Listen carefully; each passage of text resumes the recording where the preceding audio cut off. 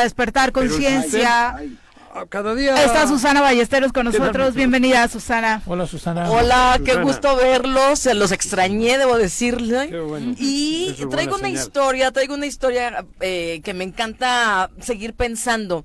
Le hemos titulado, y esto es un nombre que acuña un artista sonoro, Víctor Prados Pinto, Arqueología de Medios.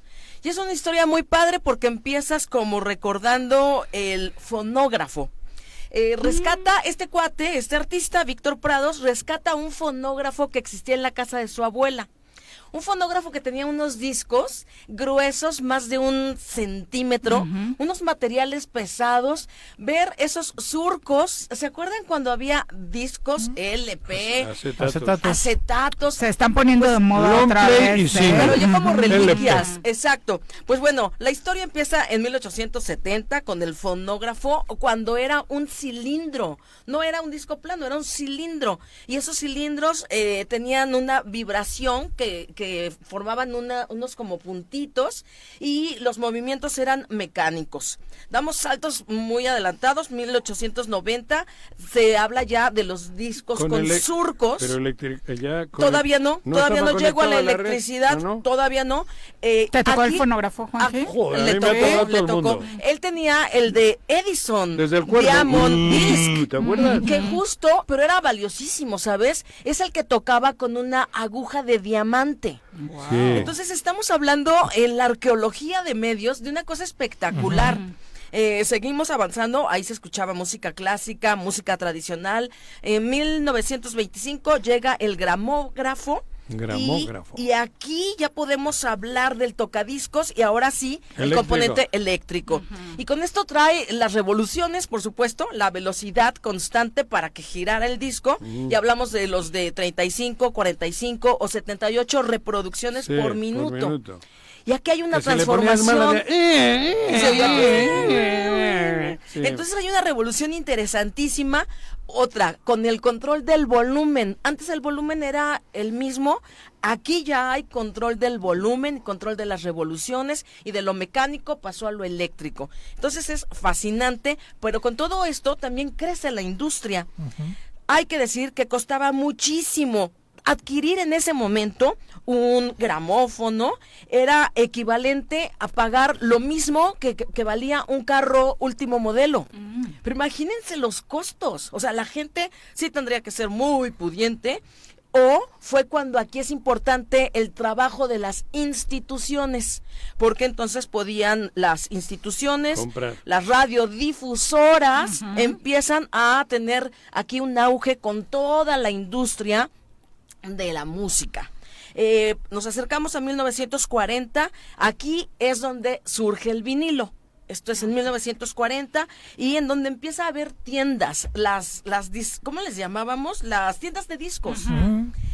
Estamos hablando de 1940. Como la del señor alemán, allá en Avenida Morelos, ¿no? Sí. Bueno, una clásica de Cuernavaca fue la de una que se llamaba Priscila. Esta estaba en la calle Guerrero. Creo que no era Guerrero, era No Reelección, ¿no? Era en Guerrero, calle Guerrero. Primero Priscila. en Guerrero y ya después en No Reelección. Exacto. Porque sí conozco a quien lo tenía, a Miguel. Sí, oye, pero es fabuloso porque ahí, claro que coleccionábamos el arte del disco, o sea, era todo un fenómeno. Se preocupaba el artista por el arte del disco. Sí, era todo un tema.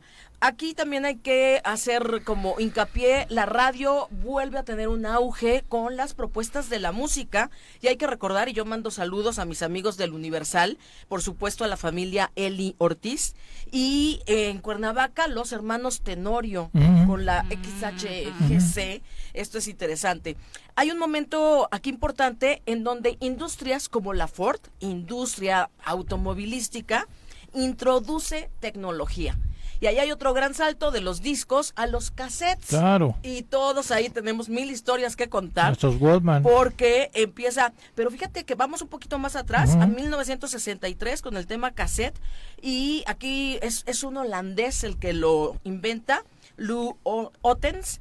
Y industrias como Sony empiezan a hacer una fortaleza, ¿no? Y entonces aquí algo que comprendemos los usuarios es que podemos grabar y regresar, regresar, adelantar, pero grabar nosotros mismos también. Pero qué enchilada te ponías cuando se te salía la cinta, cabrón. ¡Qué horror! Nos enredaba. Tenías con la plumita. Con el bolígrafo dándole vueltas. Aquí empezamos las personas Pues a hacer compilaciones. Eso era terrible. Pero hacemos nuestras propias compilaciones. O sea, estamos hablando de la abuelita de la playlist. Entonces es fascinante ver de la playlist. sí, el abuelita, poner tus propias canciones, o sea, elijo de cada cassettes. artista la que me gusta y no ya haces tu propio Tu lista de selección, canciones hacías tu favoritas, ¿no? compilación. 40 principales.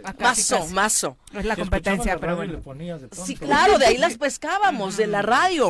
A ver a qué hora la vuelven a pasar. Ay, ¿no? sí, claro. Ay, el sello.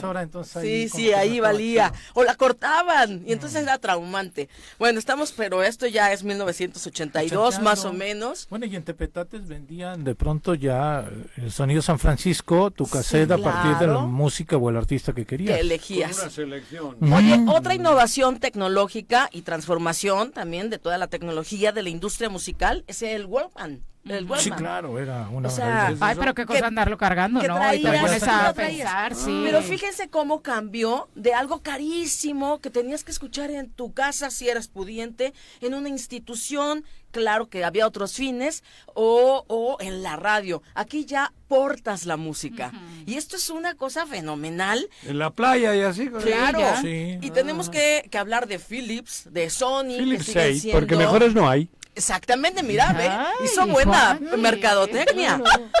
Y Creí que solo te saltamos. sabías el de Bunny. Entonces saltamos de cassette, del Ya no compact sé. disc, del Walkman, otra Bueno, vez al CD. en la radio grabábamos con casetera. Así es, Eran así es. carretes así. No, los A mí carretes. todavía me tocó. A mí también. En el 97, Claro. con el maestro Sí. Zavala en el Instituto Morelense Radio y Televisión. por cierto. Así es, Ernesto. Ujú, empezamos Neto. el Que en paz choro. descansa. No, sí. ya no había. Bueno, José. nos Ya vamos no los al utilizaban, CD. Ya tenían el estaban- centro de comando. Pero no. ahí había unas cosas grandotas. Así que más o era menos. la cabina de Cuando reliquia. me querían CDs. multar recurrían a ese Los aparato. CDs se pusieron también de moda. O sea, todos teníamos nuestros discos compactos. Claro. Y ahí también había arte en las portadas. Muchísimo, Y aquí- porque empezaron los Como en el- Los libritos, como en el tener mezcal. más información. Como en el mezcal hoy. La ¿Cómo? letra de las Las etiquetas del canciones. mezcal son artísticas. Claro, y tienen información valiosa que Claro. complementa la propuesta de Traían contenido. la el disco letra de la antes. rola. Ay, Sí, sí, sí, sí. era fabuloso.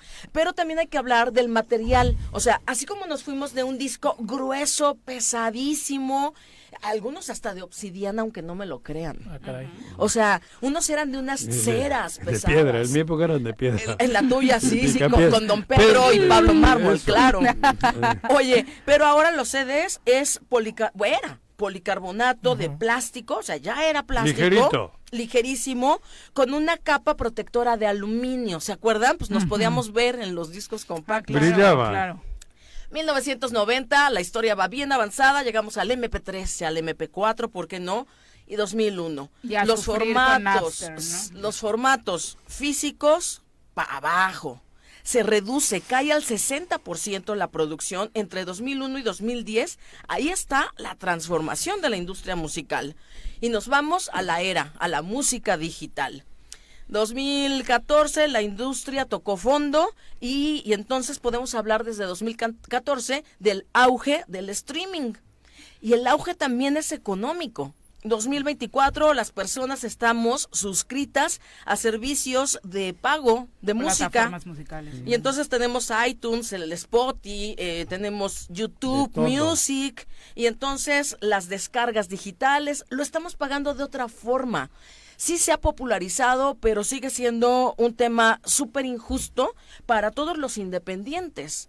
Entonces, la música trae de por medio... ¿No ha sido más fácil para los independientes, No, Susana? se El escucha, poder subir se a tu escucha, pero material. no es lo mismo. O sea, cuando aquí a uno de nuestros cantautores, cuando lo ves de verdad en el top, no. Pero antes era más Igual no difícil llega, porque encontrar. no Pero antes llega, era ¿no? más difícil encontrarlo en la Sigue discoteca. siendo Yo pensé eso. injusto, Para mí sigue era más siendo el difícil. problema. Fíjense que No, tú no. sabes la payola Los que existe en estas artistas plataformas. independientes Ay. lo siguen sufriendo. Pero Sí, todavía hay claro. payola en la Tendríamos- radio. Ajá, por eso, pero Pero la sí radio ya tendríamos- casi nadie la escucha, ¿no? Ya nadie llama a las estaciones a pedir Es una, muy poco, una rola. es muy poco. Y la payola de las grandes Eso discográficas, sí, o sea, sí, estoy estoy... Yo hay artistas que no escucho ni de broma y de pronto me aparecen en mis plataformas a pesar de que tengas premium, a pesar de que pagues telas. Y los independientes siguen haciendo grandísimos esfuerzos. Sí, claro, sí. No se logra todavía. Y como esto sigue siendo injusto, creo que es un problema de fondo, que si nos vamos a la arqueología de los medios, de la industria musical, pues todavía tiene la misma reflexión de fondo y es injusto. Perfecto. Pues bueno. Pues muchas gracias por este recorrido que nos llevó a la nostalgia. No, claro que te Susana. acuerdas. Muchas ¿Cómo no? gracias. No, Muy a buenos ustedes. días.